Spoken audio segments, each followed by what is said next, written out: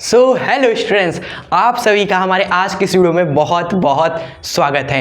And आज की इस वीडियो में एक बहुत ही बेहतरीन टॉपिक देखने वाले हैं जो कि है सरल सूक्ष्मदर्शी, और बहुत ही बेहतरीन तरीके से आपको बताने वाले हैं। और अभी आप जान लीजिए 3 तरह के सूक्ष्मदर्शी हमें अच्छे तरीके से पढ़ने हैं। पहला सरल सूक्ष्मदर्शी, दूसरा संयुक्त सूक्ष्मदर्शी, और तीसरा खगोलीय सूक्ष्मदर्शी। ठीक है, फिर तो भाई साहब परावर्ती दूरदर्शी है, वो तो दूर देखने वाला है। ये सूक्ष्मदर्शी मतलब कि पास देखने वाला चीज है।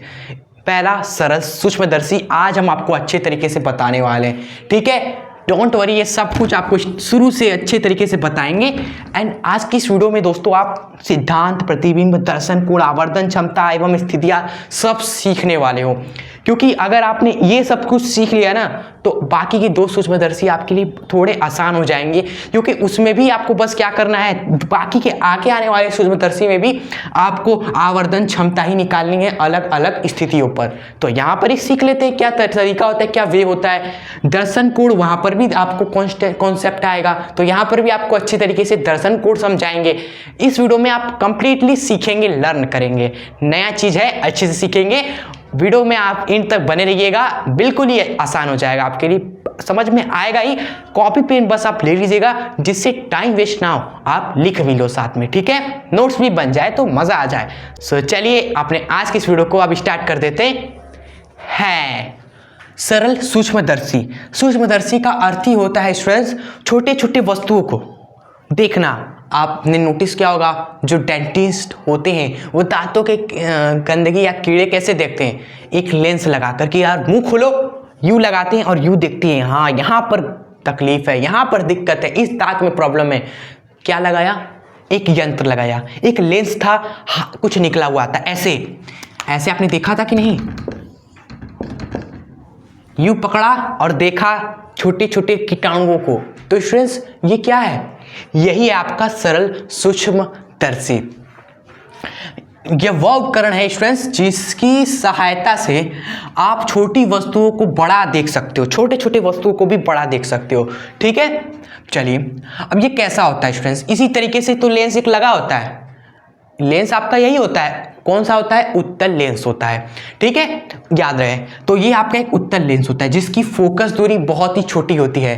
क्या? जो फोकस दूरी होती है वह बहुत ही छोटी होती है। छोटी फोकस का ही दोस्तों यह उत्तल लेंस होता है। ठीक है, तो यहां पर हमने एक उत्तल लेंस बना दिया जिसका फोकस दूरी छोटा है, L नाम दे दिया। ठीक है, अब इसके प्रतिबिंब बनाने का क्या तरीका होता है भाई? ये कैसे प्रतिबिंब बनाएगा? प्रतिबिंब देखो बड़ा तभी बनेगा जब वस्तु क्या हो ना, जो छोटी सी वस्तु है वह इस लेंस के फोकस दूरी और जो केंद्र है या ध्रुव बोलते हो आप सभी, मान लो O, इसके बीच में अगर होगा वस्तु तो ही उसका बड़ा प्रतिबिंब बनेगा। याद रहे आपको।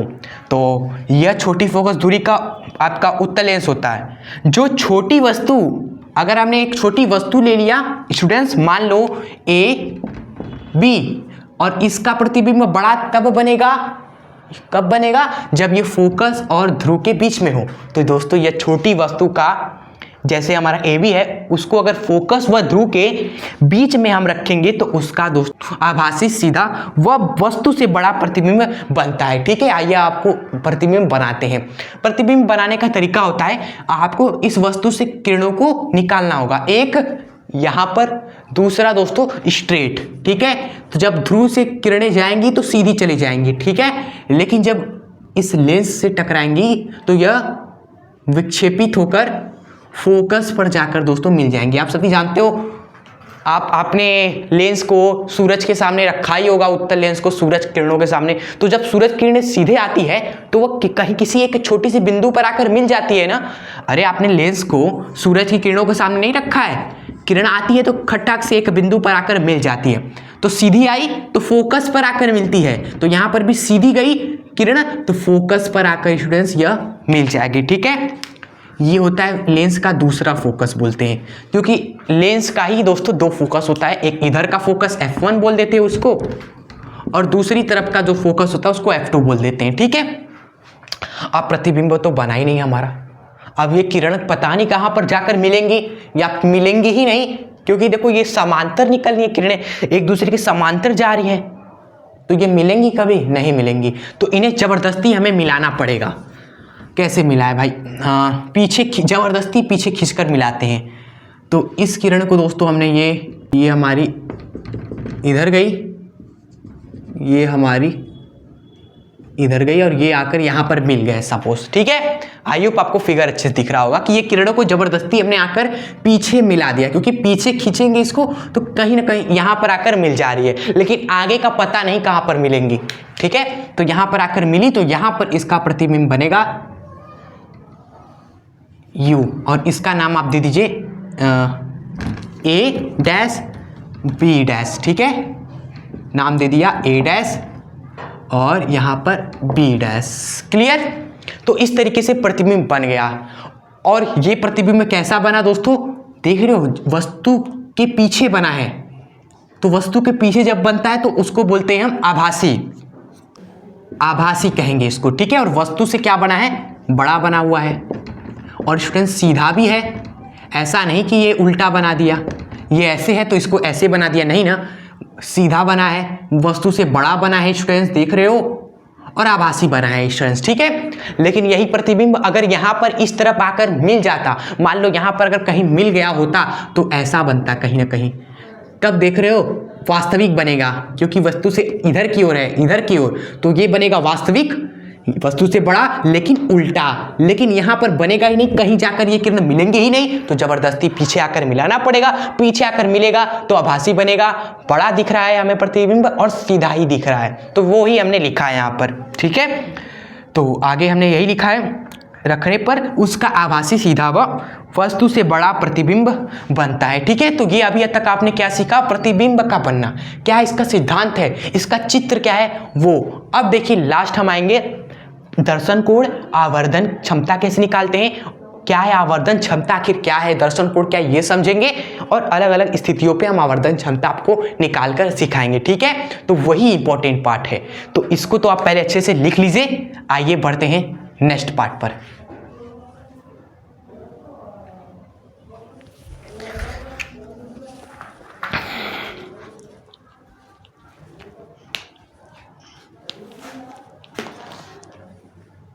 तो आइए स्टूडेंट्स, अब हम देखते हैं आवर्धन क्षमता क्या होती है, ठीक है। और दर्शन कोण यहाँ समझते हैं, उसके बाद आवर्धन क्षमता हम निकालेंगे अलग अलग स्थितियों पर। तो सबसे पहले यहाँ पर आवर्धन क्षमता क्या होती है, प्रकाशिक यंत्र की।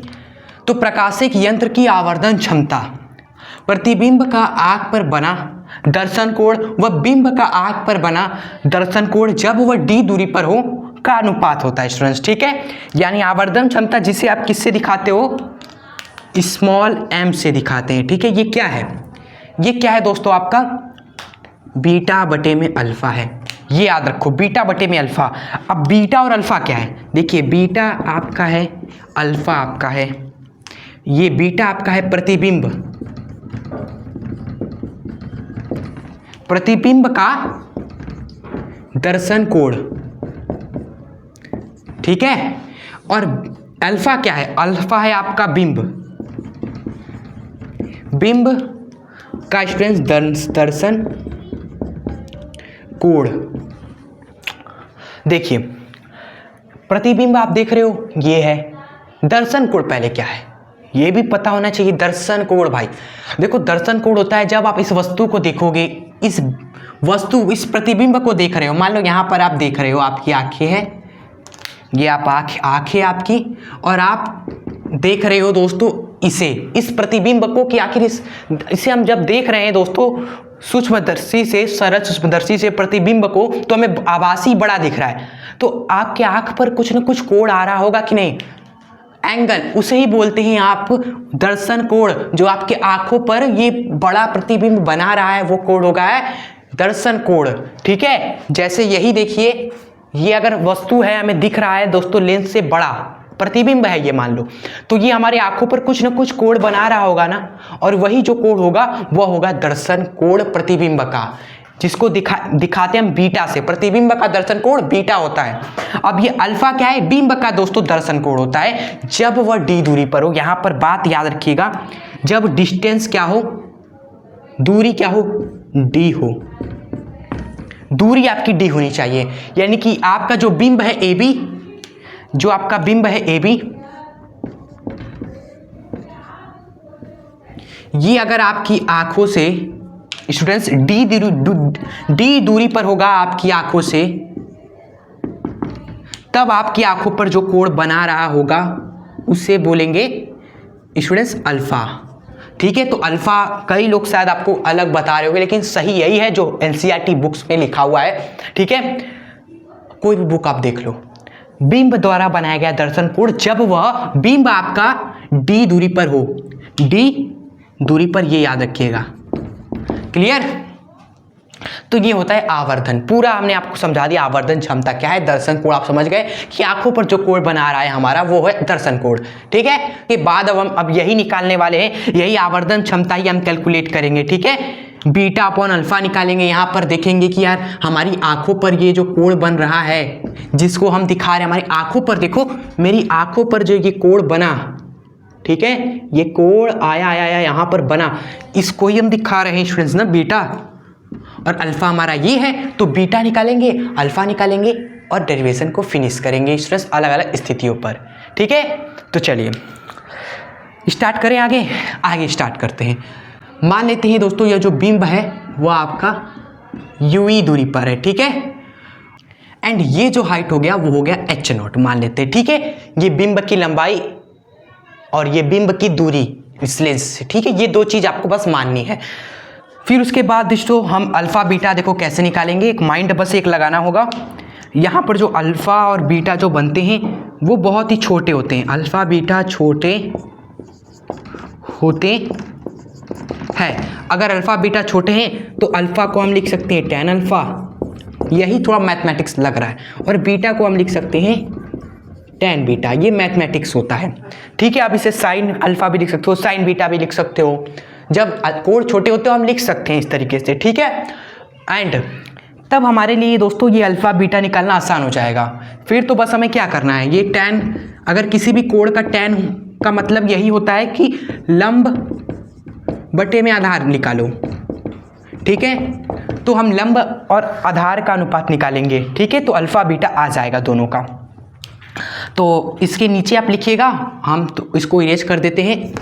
आप नोट्स बना रहे हो तो आपको इस लाइन के नीचे लिखना है, हमें जगह बनाने के लिए इसको इरेज करना पड़ा। पर बीटा को क्या लिख देंगे, tan बीटा लिख देंगे, अल्फा को क्या लिख देंगे, tan अल्फा लिख देंगे। फिर देखिए बीटा tan बीटा निकालेंगे कैसे दोस्तों, ये देखो यही कोण बन रहा है बीटा आपका, तो बीटा क्या होता है tan बीटा, तो tan बीटा क्या हो जाएगा, लंब बटे में आधार। लेकिन हमें ना लंब पता है ना आधार पता है, क्या हमें तो नहीं पता। आप थोड़ा सा यहाँ पर माइंड लगाएंगे, आपको ये नहीं दिख रहा है लंब क्या है, जब आपको नहीं पता कि आधार क्या है तो आप इस त्रिभुज में आ जाइए, इस त्रिभुज को देखिए दोस्तों, यहाँ पर तो आपको दिख रहा है सामने वाला h0 है, तो इस त्रिभुज में बीटा tan बीटा लगा दीजिए। ये जो त्रिभुज आपको दिख रहा है छोटा वाला, इसमें tan बीटा लगाएंगे तो हमें दिखेगा कि लंब क्या है, h0 है, एंड जो आधार है ये आधार छोटा वाला आधार ये भी पता है यूई, ये तो हमें मिल गया आसान तरीके से। यही तो माइंड बस लगाना होता है कि बस लेकर आओ, साइंस के स्टूडेंट हो तो लेकर आओ आंसर। उसके बाद tan अल्फा, अल्फा कोण कहाँ बन रहा है, जब ये बिंब आपका डी दूरी पर हो जाए, यूई नहीं डी दूरी पर हो तब अल्फा कोण बनता है। ठीक है, देन लंब आपका फिर से वही क्या होगा, यही चीज है ना, h0 होगा, लंब h0 हो गया, और आधार क्या हो जाएगा, इस केस में आधार d हो जाएगा, बस d लिख दिया। यहाँ पर आप ध्यान देंगे h0 से h0 गया, जो बटे के बटे में है d ऊपर आ जाएगा, और क्या बचा, बटे में यूई है स्टूडेंट्स। ठीक है, d आपका बटे के बटे में था तो ऊपर आ गया, और जो बटे में है यूई वो लिख दिया हमने। तो ये दोस्तों आवर्धन हमारा आएगा सिंपली। ठीक है, लेकिन अब दो स्थिति हम लगाएंगे और आवर्धन लेकर आएंगे। पहला स्थिति जब प्रतिबिंब आपका डी दूरी पर हो। ठीक है, पहला स्थिति तब बनता है जब डी दूरी पर हो, दूसरा स्थिति तब बनता है जब अनंत पर हो। ये प्रतिबिंब स्टूडेंट्स, ठीक है, ये प्रतिबिंब जब डी दूरी पर हो तब आवर्धन क्या होगा, जब अति अनंत पर हो तब आवर्धन क्या होगा, ये निकालना होता है। ठीक है, फॉर्मूला यही लगेगा, यही फॉर्मूला लगेगा दोनों स्थिति पर, याद रहे d बाई यूई आवर्धन का सूत्र। यूई क्या है, इस बिंब की दूरी यूई बिंब की दूरी है। ठीक है, सो बस 2 स्थिति करेंगे, वीडियो फिनिश हो जाएगी और आप भी चले जाओगे। ठीक है, सो ये वीडियो आपको कैसी लगी ये आप जरूर बता दीजिएगा, क्योंकि आपको हर एक चीज स्टेप क्लियर होना चाहिए। ये नहीं कि बस देखा कि हाँ ये सब है उल्टा सीधा ये बता दिया चले गए। आपको एक एक स्टेप बता रहे हैं कि क्या होता है पहले सरल सूक्ष्मदर्शी होता है, कैसे प्रतिबिंब बनता है, आवर्धन क्षमता क्या है, दर्शन कोण क्या है, आवर्धन क्षमता निकाल कर अभी बताया। अब 2 स्थिति बताएंगे अच्छे तरीके से, वो भी आप नोट कर लीजिएगा। फिर यही सब कहानी आपका आगे सूक्ष्मदर्शी जो है संयुक्त खगोलदर्शी उसमें भी चलेगा, तो फिर आपको आसान लगेगा। ठीक है, एक ही बार समझना है और क्रिस्टल क्लियर। सो कमेंट में आप जरूर बताएं आपको अच्छा लग रहा है कि नहीं। ठीक है, सो चलिए अब हम आगे बढ़ते हैं, नोट कर ले प्लीज। सो सबसे पहला जो स्थिति है वह यह है कि जब प्रतिबिंब d दूरी पर बने। ठीक है, चलिए तो स्थिति आपका हो गया कि ये प्रतिबिंब आपका कितनी दूरी पर बन रहा है, d दूरी पर। ठीक है, मतलब कि जो v है प्रतिबिंब की दूरी वह कितनी है, माइनस का d, क्योंकि इधर की ओर आप सभी जानते हो माइनस का लेते हैं डिस्टेंस। ठीक है, चलिए और वस्तु की दूरी कितनी है, u बराबर आप लिखोगे वस्तु की दूरी माइनस का u, क्योंकि ये भी इधर है, इधर ही की ओर है ना दूरी, तो माइनस का लेंगे। एंड फोकस दूरी आपकी दोस्तों f है। ठीक है, आप मान लो f है, f1 हटाओ। चलिए तो यहाँ पर आप लेंस सूत्र लगा दीजिए। लेंस सूत्र होता है 1/f बराबर 1/v माइनस का 1/u। लेंस सूत्र लगेगा दोनों स्थितियों में, तो ये लेंस सूत्र लगा दिया। यहाँ पर सब वैल्यू रख दीजिए, सब वैल्यू रखेंगे हम 1/f इक्वल्स टू 1/v कितना है, माइनस का d, माइनस में 1/u, u कितना है, माइनस का u ये है। ठीक है, सो आप देखोगे माइनस से माइनस तो प्लस हो गया। ठीक है, अब 1/f इधर चल रहा है, इसको क्या करो इधर लेकर आओ, क्योंकि इसको भी प्लस करते हैं, माइनस क्या उधर आएगा तो प्लस हो जाएगा, तो प्लस का 1/d हो जाएगा इस तरफ। ठीक है, और इक्वल्स टू इधर क्या बचा, 1/u ही बचा। अब क्या करिए आप d से गुणा कर दीजिए दोस्तों, दोनों तरफ गुणा कर दीजिए, यहाँ पर भी d से गुणा करिए, यहाँ पर भी d से गुणा करिए। ठीक है, तो क्या बनेगा, यहाँ पर d से गुणा करेंगे इस तरफ तो d/f, यहाँ पर d का गुणा होगा इसके साथ तो ये तो 1 हो जाएगा, क्योंकि d कट जाएगा।